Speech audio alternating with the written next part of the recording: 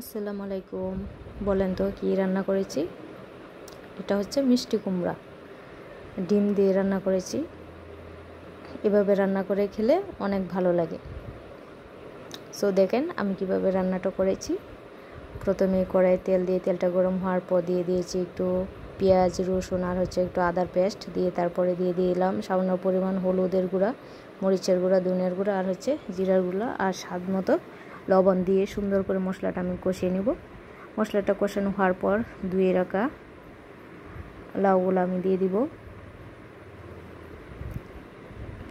আমি এখানে একটু এলাচ আর লং ওইগুলার গুঁড়ো দিয়েছি।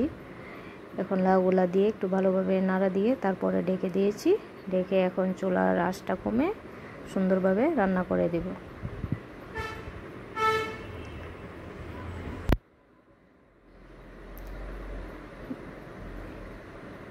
যে লাউটা যখন সিদ্ধ হয়ে আসবে তারপরে আমি দিয়ে দিব একটা ডিম ফাটিয়ে, তারপরে এখানে দিয়ে দিয়েছি, দিয়ে একটু ভালোভাবে মিক্সড করে নিয়েছি। এখানে আপনারা চাইলে আরও বেশি ডিমও দিতে পারেন। আমি একটা ডিম দিয়েছি। এই যে দেখেন কি সুন্দর হয়েছে রান্নাটা, খেতেও কিন্তু অসাধারণ হয়েছে। আপনারাও এভাবে বাসায় ট্রাই করবেন। Thank you.